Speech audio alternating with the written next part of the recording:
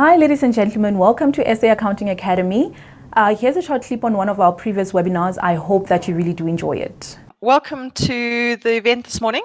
Typical Monday morning, sorry for the minute delay, but we are here. We are ready. I hope that everybody is good and is ready to enjoy the session today. It's been a it's been a bit of a fun time to get up and going. And it's sort of like last week of August is never an easy time for training. I always sort of half expect my diary to be empty, and it's always not, which is interesting, because usually when the delegates are busy with stuff that you don't really want to speak to me, and then whenever you're prepared to speak to me, I'm only too happy to speak to you. So welcome to today's session. I have to say this is the first time I've presented this. You are my inaugural training Kahoot on today's topic. It's the first time I'm running it ever. I spent a lot of time last week in that, looking at this and putting it together and thinking about it. And it's one of those strange topics, because when SAPS first approached me and asked me if I would do the session, I was like, yeah, that's going to be easy. And then you start digging into it and you start thinking about it, and then the nuances start to catch you. And as with everything in life, it is always the devil in the details that are the challenge. It's never the easy, just, let's just look at this and take it at face value. The answer to today's question is, again, on the surface, quite straightforward. But we as accountants, when it comes to access and it comes to confidentiality and it comes to all of these things, we definitely live in the world of grey. We have ethical requirements and we have legal requirements, and it gets to be quite muddled, and we are definitely landing up between a rock and a hard place. Okay, I do apologize if you hear a pup in the background moaning. If you are in the Midlands or in this part of South Africa, we are actually in the middle of a morning thunderstorm. So I'm hoping it doesn't affect my connectivity, but it's one of those strange, weird, wonderful South African phenomenons of waking up to thunder and lightning, and very, very frightening for the dogs. And I've got a German Shepherd pup that is literally taking up residence by my feet and moaning and complaining at me about the weather. So if you do have some noise in the background, I do apologize for that. Just so that you know, it's live, not pre-recorded this morning. Okay, so the initial marketing that went out was about access to working papers, particularly with SARS in mind. But when you dig into this, it's bigger and more than that. Okay, and as auditors, we've got the URBA Guide, which has given us some guidance, and I have to say it was a tremendous resource for me when I was going through this. But as accounting practitioners, okay, we actually, it's a broader scope. We are between the code of conduct and our requirements of confidentiality, and then there are a whole lot of legal acts that have issues. Okay, and it becomes something that you need to consider in terms of communication with your client. It also comes, sorry, it's I'm just getting it is a bit chilly where we are. It also comes to the point where there are, with your client relationship, this is a really, really important topic with client management, client relationship management.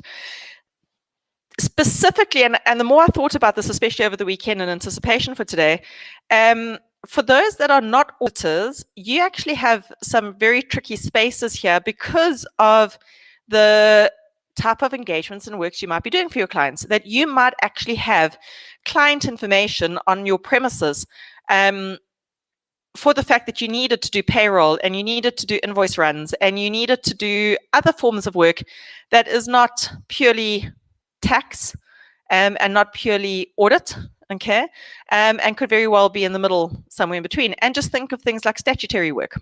Okay, so we actually have to start thinking about what do we keep on our premises, what information do we hold, and also how we file it. Okay, we've got to think about how we file it and how we keep it together. Just always with the back of our thought in mind is to, if we get a request for this information and we have to hand this file over, what are we handing over and how in what format are we handing it over in? And it's something that I've always spoken to my delegates about when we look at documentation of working papers. You know, we want to put in sufficient. We want to put in enough so that we can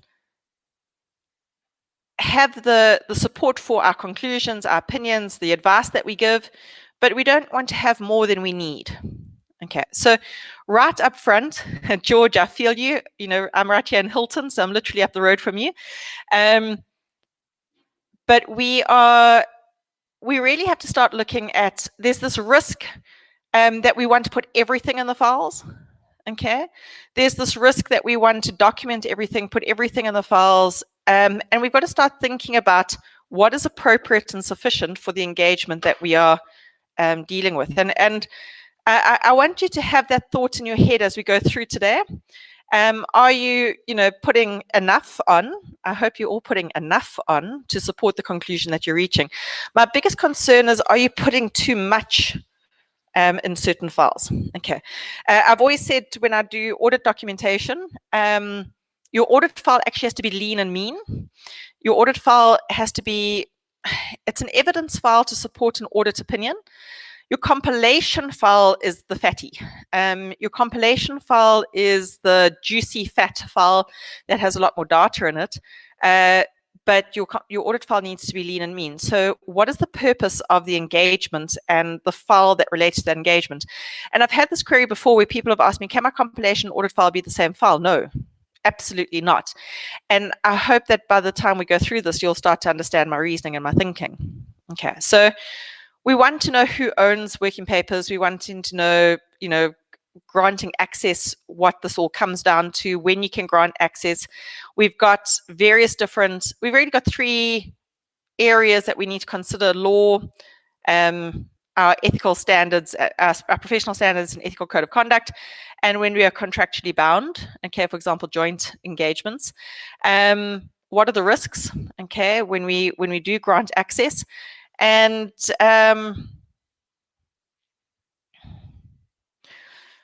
sorry, that comes back down to access with respect to internal staff. There's a bit of a duplicate there. How do we manage these risks in granting access?